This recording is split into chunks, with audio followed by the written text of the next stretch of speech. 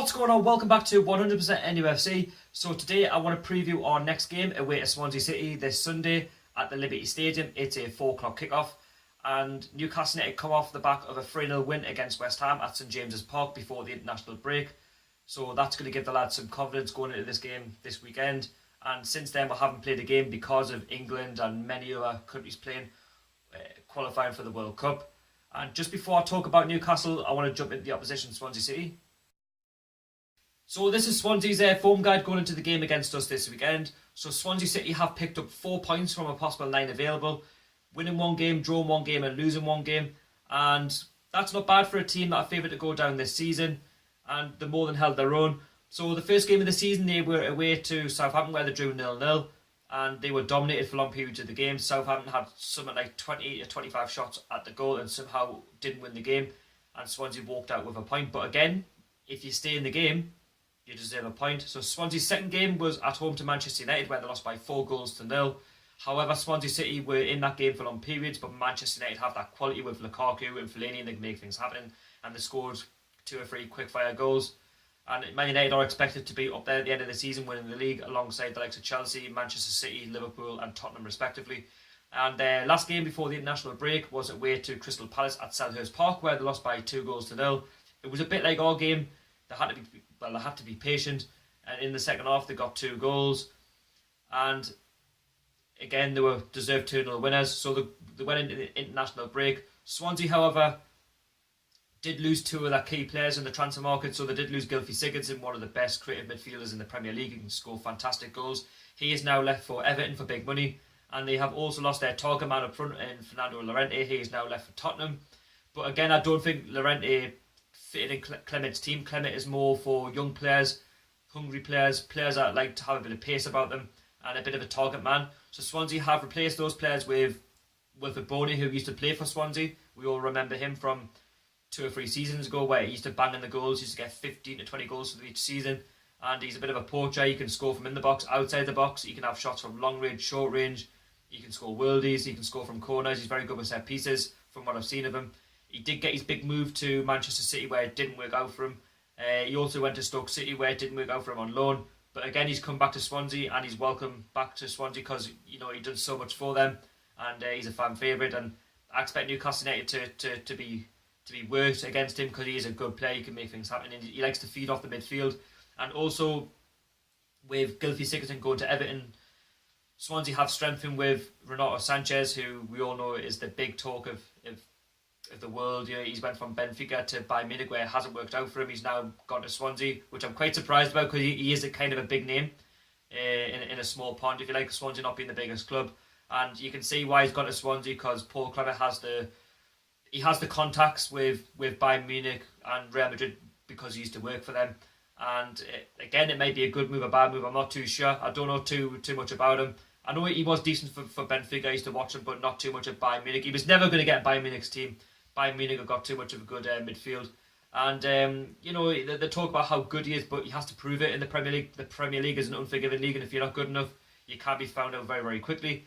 And I'm not saying that he can't be a good player, but we'll only find out. And if he is going to be a good player, I expect Swansea to be pushing in that top 10 to top 8 spots. If not, then he could be another flop where he could be that name that got away. And Swansea City, this is how they lined up against Crystal Palace. So they play kind of a similar formation. So they played with a formation of 4-3-2-1 formation. So they tend to play with that one up front. So they played with Fabianski at the back, Alton, Mawson, Fernandes, Norton, Carroll, Klukas, Fur, Routledge, Ayew and Abraham.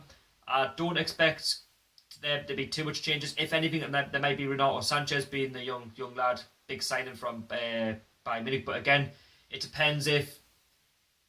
just depends on what Clement thinks, if he's going to bring him off the bench, and it's going to be very, very tough against Abraham. He can score goals, and they're very, very tight at the back as well. So we're going to have a work cut out. Anyway, let's move on to Newcastle.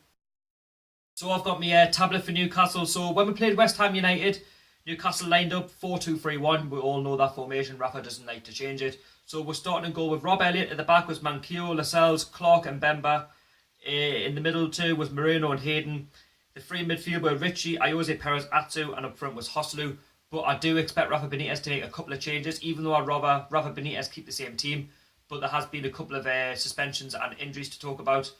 So we all know that Mitrovic is out, but he didn't come on till the second half sub anyway, so he'll not be playing against Swansea this Sunday. He is out now for 3 games. We all know what he done against Lanzini for West Ham. Didn't need to do it, and he did score a good goal. And just when you think Mitrovic is doing something good, well, he didn't have to elbow him in the face, so he's out.